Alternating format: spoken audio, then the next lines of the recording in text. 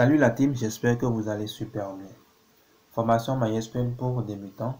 Je vais clôturer cette formation MySQL pour débutants en t'offrant 3 astuces que j'ai utilisées et que d'autres ont également utilisées afin de mieux administrer les bases de données avec MySQL. Si tu as suivi le tutoriel numéro 26, c'est sûr que tu t'attendais à suivre dans cette vidéo les premières notions importantes pour sécuriser les bases de données. Alors, je te rassure déjà qu'on abordera tout ceci dans une deuxième formation et cette fois-ci pour intermédiaire. On développera des notions un peu plus avancées telles que les transactions, verrous, requêtes préparées, triggers, les vues, pour ne citer que celles-là. Alors, mon équipe et moi préparons cette formation de main de maître pour le plaisir de nos abonnés. Pour revenir au sujet qui nous intéresse, voici 3 astuces qui te permettront de passer de débutant, d'accord, à intermédiaire en matière d'administration des bases de données. L'astuce numéro 1. Apprendre par la pratique.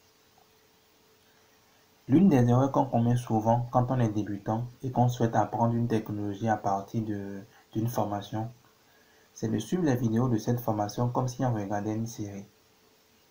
En faisant ceci, vous aurez l'impression de bien comprendre les notions abordées, c'est démontré, bien expliqué, tout. Mais la vérité, c'est que le jour où vous serez confronté, d'accord, à un cas réel, vous avez vraiment une grande chance de passer à côté. Alors, le moyen le plus simple et le plus rapide pour apprendre une technologie, c'est d'apprendre et de pratiquer au fur et à mesure que tu avances dans la formation. Et donc, si vous suivez ce pack de formation de 27 vidéos, d'accord, que je vous ai mis à disposition, sans appliquer personnellement sur votre ordinateur chaque exemple et exercice abordé à chaque niveau, malgré que ces vidéos soient en dominance des cas pratiques, vous risquez de ne pas tirer profit de cette formation. Alors, ne faites pas cette erreur et planifiez-vous.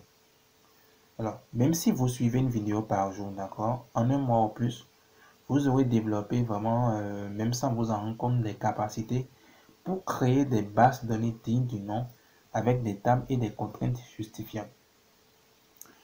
L'astuce numéro 2. Ne pas s'arrêter aux exemples pratiques. Alors, tu arrives déjà à reprendre tout ce qui est fait dans la formation, d'accord? Tu comprends et tu arrives à obtenir les résultats souhaités après les tests. C'est très bien, mais ce n'est pas encore suffisant. Tu peux faire mieux et tu dois faire mieux. Tu dois rechercher d'accord et traiter d'autres exemples et travaux pratiques.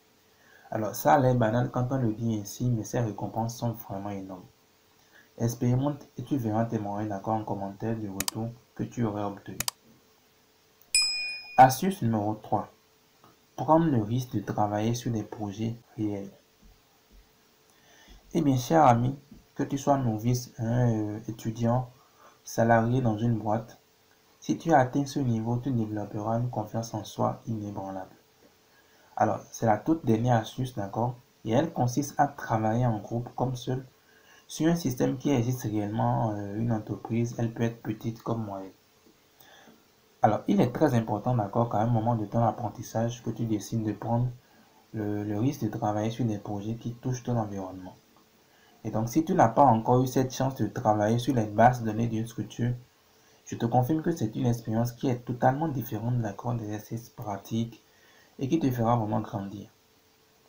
Et donc, pour un début, tu peux être confronté à des difficultés pour savoir concrètement ou avoir même la possibilité ou l'opportunité, d'accord.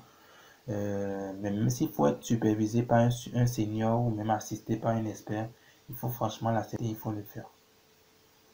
Et donc, être en contact direct avec les acteurs d'accord d'un système, comprendre et tenir compte de leurs attentes, parfois sous pression avec un délai réduit, tu en sortiras vraiment avec des expériences franchement énormes.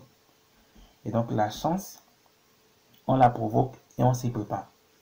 Et donc, si tu es un développeur d'application, par exemple, décide de faire passer une de tes solutions, par exemple de monopost à client-serveur, en associant MySQL à ton logiciel, par exemple. Innove et confronte-toi le plus souvent possible à des conceptions et développements qui touchent des cas concrets et ton niveau va drastiquement évoluer dans le temps sans grand effort. Je l'ai moi-même fait, d'accord, et je l'ai conseillé, j'ai même beaucoup aidé d'autres personnes, d'accord, à le faire. Je crois bien que ces 3 astuces ont été très bénéfiques.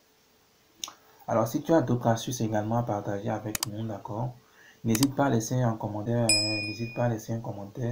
en dessous de cette vidéo. Je lirai tous les commentaires et ça aidera également certainement plusieurs parmi nous. Alors les gars, nous voici à la fin de cette formation MySQL pour débutants.